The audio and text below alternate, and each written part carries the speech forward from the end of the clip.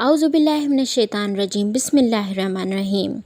ابو بکر صدیق کے بعد اسلام کے دوسرے خلیفہ راشد فاروق اعظم رضی اللہ تعالیٰ عنہ ہیں۔ اللہ تعالیٰ کا ارشاد ہے، وہ لوگ جو اللہ اور اس کے رسولوں پر ایمان لائے ہیں، یہی تو وہ ہیں جو ان کے پروردگار کے نزدیک صدیق اور شہید ہیں، ان کے لیے اجر اور نور ہے۔ رسول اللہ صلی اللہ علیہ وسلم کا ارشاد ہے، اللہ تعالیٰ نے عمر کے دل اور زبان پر حق جاری کر دیا ہے۔ وہ فاروق ہے جس کے ذریعے اللہ تعالیٰ نے حق اور باطل کے درمیان فرق کیا۔ اسلام کے 4 اصحابہ خلفائے راشدین ہیں۔ عشرہ مبشرہ میں بھی سب سے پہلے انہی کا نام ہے۔ اللہ کے رسول صلی اللہ علیہ وسلم نے اپنے 10 صحابہ کا نام لے کر فرمایا تھا، میرے یہ 10 صحابہ جنتی ہیں، گویا انہیں دنیا ہی میں جنتی ہونے کی بشارت عطا ہوئی۔ ان میں سے ایک سیدنا عمر فاروق رضی اللہ تعالیٰ عنہ ہیں۔ سیدنا ابو بکر صدیق رضی اللہ تعالیٰ عنہ کے بعد اس دنیا میں سب سے زیادہ فضیلت دوسرے خلیفہ راشد سیدنا عمر فاروق رضی اللہ تعالیٰ عنہ کو حاصل ہے۔ نبی کریم صلی اللہ علیہ وسلم نے ان کے بارے میں اس طرح دعا فرمائی تھی، اے اللہ، اسلام کو عمر کے ذریعے سے قوت اور عزت دے۔ ان کے زمانے میں اسلامی حکومت 22 لاکھ مربع میل رقبے تک پھیل گئی تھی۔ بعض موقعوں پر ان کی تائید میں آیات نازل ہوئیں۔ ان کی خلافت کا زمانہ بہترین اسلامی حکومت کا زمانہ تھا۔ اتنے بڑے حکمران ہوتے ہوئے بھی دوپہر کے وقت شہر سے باہر گرم زمین پر کوئی پتھر وغیرہ سر کے نیچے رکھ کر قیلولہ کر لیتے تھے۔ بڑے بڑے طاقتور حکمران ان کے نام سے کانپتے تھے، جبکہ خود ان کا یہ حال تھا کہ جسم پر کھردار لباس ہوتا تھا۔ سیدنا عمر فاروق رضی اللہ تعالیٰ عنہ ہجری سال شروع ہونے سے 40 سال قبل مکے میں پیدا ہوئے۔ نبی کریم صلی اللہ علیہ وسلم ان سے 13 سال پہلے دنیا میں تشریف لا چکے تھے۔ والدین نے نام عمر رکھا، کنیت ابو حفیظ تھی، لقب فاروق تھا، یعنی حق اور باطل میں فرق کرنے والا۔ یہ لقب انہیں نبی کریم صلی اللہ علیہ وسلم نے عطا فرمایا۔ حضرت عمر کا سلسلہ نسب 8ویں پشت میں نبی کریم صلی اللہ علیہ وسلم سے جا ملتا ہے۔ آپ نے دنیا میں آنکھ کھولی تو مکے میں قریش کی سرداری تھی۔ یہ قبیلہ اسماعیل علیہ السلام کی اولاد سے تھا۔ قریش کے آگے چل کر 10 کے قریب قبیلے بن گئے۔ 10 کے 10 قبیلوں کے سپرد الگ الگ کام تھے۔ مثلاً کوئی خانہ کعبہ کو دیکھ بھال کرتا، تو کوئی حاجیوں کو پانی پلاتا، کوئی جھگڑوں کے فیصلے کرتا۔ حضرت عمر رضی اللہ تعالیٰ عنہ بنو عدی قبیلے سے تھے۔ بنو عدی کے ذمے 2 کام تھے۔ قریش کو کوئی ایلچی بھیجنا ہوتا تو یہ بھیجتے تھے۔ دوسرا کام یہ تھا کہ دونوں گروہوں کا جھگڑا ہو جاتا تو بنو عدی کا سردار فیصلہ کرتا تھا۔ بنو عدی کے گھر صفا اور مروہ پہاڑیوں کے درمیان میں تھے۔ عمر یہیں پیدا ہوئے اور پرورش پائی۔ ان کے والد خطاب بنو عدی کے سردار تھے۔ جس زمانے میں نبی کریم صلی اللہ علیہ وسلم نے نبوت کا اعلان کیا، خطاب فوت ہو چکے تھے۔ سیدنا عمر کے بچپن کے حالات کسی کتاب میں نہیں ملتے۔ اتنا ذکر ملتا ہے کہ بڑے ہوئے تو باپ نے اونٹ چڑھانے پر لگا دیا۔ جوانی کی عمر کو پہنچنے تلک لکھنا پڑھنا سیکھ لیا تھا۔ نبی کریم صلی اللہ علیہ وسلم نے اعلان نبوت کیا تو قریش میں کل 17 آدمی لکھنا پڑھنا جانتے تھے۔ ان میں عمر فاروق رضی اللہ تعالیٰ عنہ بھی تھے۔ اس کے علاوہ انہوں نے سپاہگری، تیغزنی اور گھڑ سواری میں بھی کمال حاصل کیا۔ مزاج میں غصہ اور سختی تھی۔ جوان ہونے پر تجارت کا پیشہ اختیار کیا۔ نبی کریم صلی اللہ علیہ وسلم نے نبوت کا اعلان کیا تو ان کی عمر 27 سال تھی۔ اس وقت قریش میں بہت اونچی حیثیت کے مالک تھے، مکے کے معزز لوگوں میں شمار ہوتا تھا۔ ان کے بھائی زید بن خطاب، بہن فاطمہ بن خطاب اور بہنوئی سعید بن زید نے جلد ہی اسلام قبول کر لیا، لیکن عمر اپنے باپ دادا کے مذہب پر سختی سے قائم تھے۔ مسلمان ہو جانے والوں کو مارتے پیٹتے تھے۔ مارتے پیٹتے 6 سال گزر گئے، لیکن عمر کسی ایک انسان کو بھی اسلام سے نہ پھیر سکے۔ اس دوران میں کچھ واقعات ایسے پیش آئے جن کی وجہ سے وہ سخت الجھن میں پڑ گئے۔ کبھی اسلام کی طرف مائل ہوتے، کبھی مسلمانوں کے خلاف نفرت محسوس کرتے۔ اس وجہ یہ تھی کہ رسول اکرم صلی اللہ علیہ وسلم کے متعلق قریش کے کافروں نے مشہور کر رکھا تھا کہ وہ جادوگر ہے۔ اس زمانے میں ایک روز انہوں نے رسول پاک صلی اللہ علیہ وسلم کو حرم شریف کے اندر نماز پڑھتے دیکھا تو وہ آپ کے پیچھے کھڑے ہو گئے۔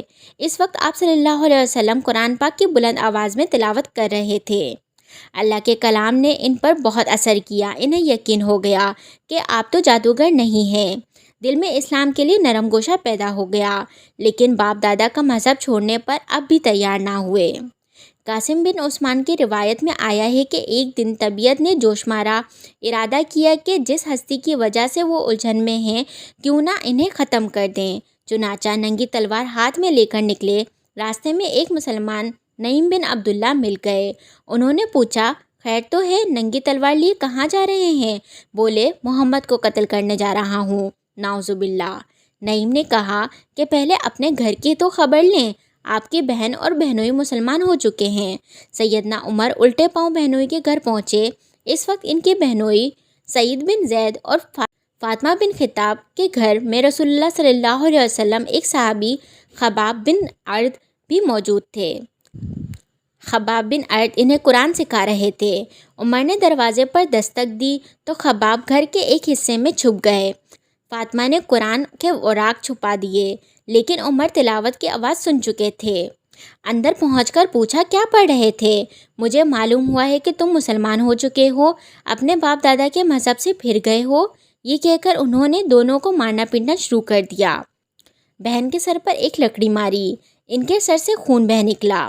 اس وقت دونوں میاں بیوی کے منہ سے نکلا، ہاں اے عمر، ہم مسلمان ہو چکے ہیں، اللہ کے رسول پر ایمان لے آئے ہیں، تم سے جو ہو سکے کر لو، اسلام تو اب ہمارے دلوں سے نہیں نکل سکتا۔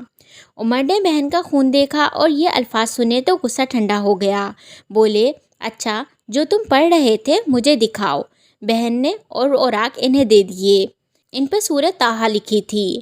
انہوں نے اس کو پڑھا تو بے اختیار پکار اٹھے، واہ کتنا عمدہ اور اعلیٰ درجے کا کلام ہے۔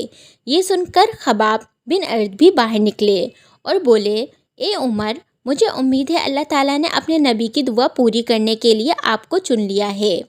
میں نے کل ہی نبی کریم صلی اللہ علیہ وسلم کو یہ دعا کرتے سنا تھا، الہی ابو جہل یا عمر بن خطاب کے ذریعے اسلام کو قوت عطا کر، بس اے عمر اللہ کی طرف آؤ۔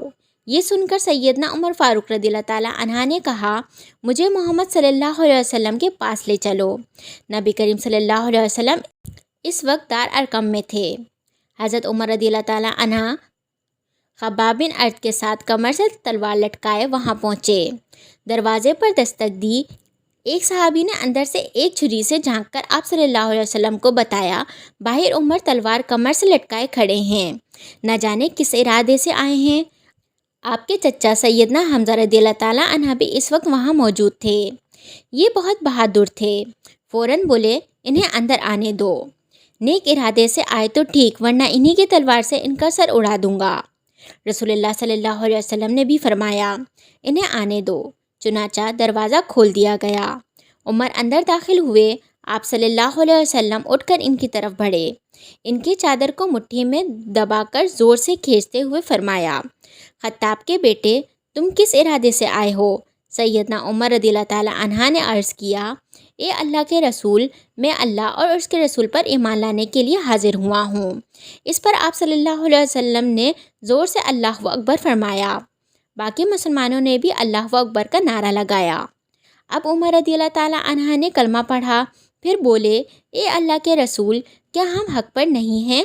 آپ نے فرمایا، اس ذات کی قسم جس کے قبضے میں میری جان ہے، تم لوگ حق پر ہو۔ یہ سن کر سیدنا عمر فاروق رضی اللہ تعالیٰ عنہ نے عرض کیا، جب ہم حق پر ہیں اور کافر غلط راستے پر، تو پھر اپنا دین کیوں چھپائیں؟ آپ نے فرمایا، اے عمر، ابھی ہماری تعداد تھوڑی ہے اور تم دیکھ رہے ہو کہ ہم کن حالات سے گزر رہے ہیں۔ سیدنا عمر رضی اللہ تعالیٰ عنہ نے یہ سن کر فرمایا، اس ذات کی قسم جس نے آپ کو نبی بنا کر بھیجا ہے، اسلام لانے سے پہلے جن لوگوں میں اٹھتا بیٹھتا تھا، اب مسلمان ہو کر ان کے سامنے جاؤں گا۔ اس پر تمام مسلمان دار رقم سے 2 صفیں بنا کر نکلے اور کعبے کی طرف روانہ ہوئے۔ ایک صف میں عمر تھے اور دوسری میں حمزہ۔ سب نے مسجد الحرام میں نماز ادا کی۔ قریش نے یہ دیکھا تو طیش میں آ گئے۔ اس وقت تو کچھ نہ کہا۔ جب عمر تنہا نظر آئے تو ان پر حملہ کر دیا۔ انہوں نے بھی ڈٹ کر مقابلہ کیا۔ آخر کافر انہیں چھوڑ کر چلے گئے۔ یہ واقعہ نبوت کے 6 سال میں پیش آیا۔ ایمان لانے کے بعد 6 سال تک مکے میں رہے، پھر دوسرے مسلمانوں کے ساتھ مدینے کی طرف ہجرت کی۔ ایسے میں کفار کو مخاطب ہو کر فرمایا، میں آج مکے سے جا رہا ہوں، کسی میں ہمت ہے تو مجھے روک کر دکھائے۔ کوئی آگے نہ آیا۔ اس طرح آپ قباء پہنچے۔ پھر نبی کریم صلی اللہ علیہ وسلم اور حضرت ابوبکر صدیق رضی اللہ تعالیٰ عنہ ہجرت کر کے وہاں تشریف لے آئے۔ مسجد قباء کی تعمیر کے بعد سب نے مدینہ کا رخ کیا۔ ہجرت کے وقت سیدنا عمر فاروق رضی اللہ تعالیٰ عنہ کی عمر 40 کے قریب تھی۔ اس کے بعد وہ 23 برس اس دنیا میں رہے۔ یہ زمانہ مدینے میں گزارا، مسجد نبوی کی تعمیر میں حصہ لیا۔ آپ صلی اللہ علیہ وسلم نے مہاجرین اور انصار میں بھائی چارہ کرایا تو عدمان بن مالک کو ان کا بھائی بنایا۔ انہوں نے اپنا نصف مکان انہیں دے دیا۔ عبداللہ بن یزید نے خواب میں اذان کے الفاظ سنے۔ یہ الفاظ نبی کریم صلی اللہ علیہ وسلم کو سنائے تو آپ صلی اللہ علیہ وسلم نے سیدنا بلال کو حکم دیا اذان کہیں۔ جو ہی انہوں نے اذان دینا شروع کی، سیدنا عمر فاروق اپنی چادر گھسیٹتے ہوئے آئے اور بولے، اے اللہ کے رسول صلی اللہ علیہ وسلم، ذات کی قسم جس نے آپ کو نبی بنا کر بھیجا ہے، میں نے بھی بالکل یہی الفاظ خواب میں سنے ہیں۔ یہ سن کر آپ بہت خوش ہوئے۔ آج تک اذان انہی الفاظ میں دی جا رہی ہے اور قیامت تک دی جاتی رہے گی۔ ہجرت کے دوسرے سال بدر کی لڑائی پیش آئی۔ سیدنا عمر فاروق بھی اس غزوہ میں شریک ہوئے۔ اس غزوہ میں انہوں نے عاص بن ہشام کو قتل کیا۔ یہ رشتے میں ان کا ماموں تھا۔ اگلے سال احد کی لڑائی ہوئی۔ سیدنا عمر اس لڑائی میں بھی شریک ہوئے۔ بدر کی لڑائی میں حضرت عمر فاروق رضی اللہ تعالیٰ عنہ کی بیٹی حضرت حفصہ رضی اللہ تعالیٰ عنہ بیوہ ہو گئیں۔ نبی کریم صلی اللہ علیہ وسلم کی خواہش پر سیدنا عمر نے ان کا نکاح آپ سے کر دیا۔ اس طرح وہ رسول صلی اللہ علیہ وسلم کے سسر بنے۔ ان کی بیٹی کو مومنوں کی ماں کا درجہ حاصل ہوا۔ ہجرت کے 5ویں سال شوال میں خندق کی لڑائی پیش آئی۔ سیدنا عمر نے بھی خندق کھودی۔ خندق کے ایک حصے کی حفاظت سیدنا عمر فاروق رضی اللہ تعالیٰ عنہ کے سپرد کی گئی۔ بعد میں اس جگہ ان کے نام سے مسجد تعمیر کی گئی جو آج بھی موجود ہے۔ ہجرت کے 6 سال نبی کریم صلی اللہ علیہ وسلم نے کعبے کی زیارت کا ارادہ فرمایا۔ آپ 1400 صحابہ کے ساتھ روانہ ہوئے۔ ان میں سیدنا عمر فاروق رضی اللہ تعالیٰ عنہ بھی تھے۔ حدیبیہ کے مقام پر کافروں سے جو معاہدہ ہوا تھا تو کچھ دوسرا صحابہ کے ساتھ وہ سیدنا عمر فاروق رضی اللہ تعالیٰ عنہ پر بھی گراں گزرا۔ وہ رسول صلی اللہ علیہ وسلم کی خدمت میں حاضر ہوئے اور عرض کی، کیا آپ اللہ کے سچے نبی ہیں؟ آپ نے فرمایا، یقیناً میں اللہ کا سچا نبی ہوں۔ کہا، کیا ہم حق پر اور ہمارا دشمن باطل پر نہیں ہے؟ آپ نے فرمایا، ہم حق پر اور ہمارا دشمن باطل پر ہے۔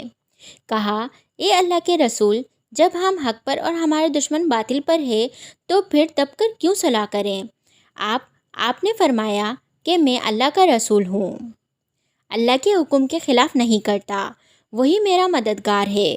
سیدنا عمر فاروق رضی اللہ تعالیٰ عنہ پھر حضرت ابوبکر صدیق رضی اللہ تعالیٰ عنہ کے پاس گئے اور ان سے بھی یہی کہا تو انہوں نے فرمایا، اے جوان، بلا شبہ نبی کریم صلی اللہ علیہ وسلم اللہ کے رسول ہیں۔ وہ اپنے رب کی نافرمانی نہیں کر سکتے اور وہی ان کا ناصر و مددگار ہے۔ بس ان کے رکاب کو تھامے رہو، یعنی ہر معاملے میں ان کی فرمانبرداری کرو۔ تب جا کر سیدنا عمر فاروق رضی اللہ تعالیٰ عنہ کو اطمینان ہوا۔ نبی کریم صلی اللہ علیہ وسلم واپس روانہ ہوئے تو سورہ فتح نازل ہوئی۔ آپ نے سیدنا عمر فاروق رضی اللہ تعالیٰ عنہ کو بلا کر اللہ تعالیٰ کا ارشاد سنایا کہ ہم نے آپ کو کھلی فتح عطا کی۔ ساتھ ہی آپ نے فرمایا، مجھ پر آج ایسی صورت نازل ہوئی ہے جو مجھے اس دنیا سے زیادہ پیاری ہے۔ سیدنا عمر فاروق رضی اللہ تعالیٰ عنہ نے صلح حدیبیہ کے موقع پر جو گفتگو کی تھی وہ خلوص نیت پر مبنی تھی۔ پھر بھی انہیں تمام زندگی اس بات کا افسوس رہا کہ کیوں انہوں نے اس طرح کے سوال جواب کیے۔ اس کے بدلے میں انہوں نے بہت سے روزے رکھے، کئی غلام آزاد کیے اور بہت سی نفل نمازیں پڑھیں۔ ہجرت کے 7ویں سال خیبر کی لڑائی ہوئی۔ اس میں بھی سیدنا عمر فاروق رضی اللہ تعالیٰ عنہ شریک تھے۔ 7 ہجری میں نبی کریم صلی اللہ علیہ وسلم عمرے کے لیے تشریف لے گئے۔ 2000 مسلمان آپ کے ساتھ تھے۔ سیدنا عمر فاروق رضی اللہ تعالیٰ عنہ بھی ان میں شامل تھے۔ ذات سلاسل کی جنگ میں بھی شریک ہوئے۔ سلاسل جگہ کا نام ہے۔ مقام پر قبیلہ جذام کے ایک چشمہ تھا جس کا نام سلسل تھا۔ مسلمان لشکر اسی چشمے پر اترا تھے، اسی لیے اس غزوہ کو ذات سلاسل کہا جاتا ہے۔ 8 ہجری 10 رمضان مبارک کو رسول اللہ صلی اللہ علیہ وسلم 10,000 ہتھیار بند صحابہ کے ساتھ مدینے سے مکے کی طرف روانہ ہوئے۔ ان میں سیدنا عمر فاروق رضی اللہ تعالیٰ عنہ بھی شامل تھے۔ مکے سے کچھ فاصلے پر آپ صلی اللہ علیہ وسلم نے پڑاؤ ڈالا۔ اس میدان کا نام اب وادی فاطمہ ہے۔ قریش کے سردار ابو سفیان نے 2 آدمیوں کو حالات معلوم کرنے کے لیے بھیجا۔ پھر ابو سفیان خود نبی کریم صلی اللہ علیہ وسلم کی خدمت میں حاضر ہوئے۔ ایسے میں سیدنا عمر رضی اللہ تعالیٰ عنہ نے عرض کیا، اے اللہ کے رسول، مجھے اجازت دیں میں ابو سفیان کا سر اڑا دوں، لیکن آپ نے ایسا کرنے کی اجازت نہ دی۔ اس موقع پر ابو سفیان نے اسلام قبول کیا۔ ان کے بعد مکے کے باقی مانند لوگ بھی مسلمان ہو گئے۔ فتح مکہ کے بعد غزوہ حنین پیش آیا۔ غزوہ کی ابتدا میں مسلمانوں کے پاؤں اکھڑ گئے۔ صرف رسول اللہ صلی اللہ علیہ وسلم چند صحابہ کے ساتھ میدان میں کھڑے رہے۔ ان میں سیدنا عمر فاروق رضی اللہ تعالیٰ عنہ بھی تھے۔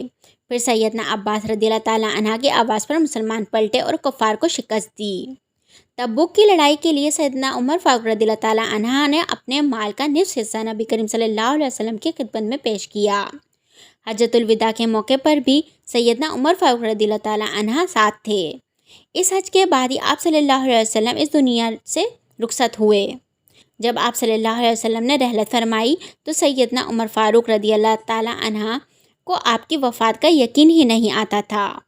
وہ یہ اعلان کر رہے تھے، جو شخص یہ کہے گا کہ رسول اللہ صلی اللہ علیہ وسلم نے وفات پائی ہے، میں اس کی گردن اڑا دوں گا۔ پھر حضرت ابوبکر رضی اللہ تعالیٰ عنہ کے سمجھانے پر یقین آیا کہ نبی کریم صلی اللہ علیہ وسلم رحلت فرما چکے ہیں۔ آپ صلی اللہ علیہ وسلم کی وفات کے بعد خلافت کے مسئلے پر مسلمانوں کے اختلاف پیدا ہوا، تو اس موقع پر سیدنا عمر فاروق رضی اللہ تعالیٰ عنہ حضرت ابوبکر رضی اللہ تعالیٰ عنہ کا نام خلافت کے لیے سب کے سامنے رکھا۔ سبھی نے اس سے اتفاق کیا۔ دعا ہے کہ اللہ تعالیٰ ہم سب کو ان کے بتائے ہوئے راستے پر چلنے کی توفیق عطا فرمائے۔ آمین۔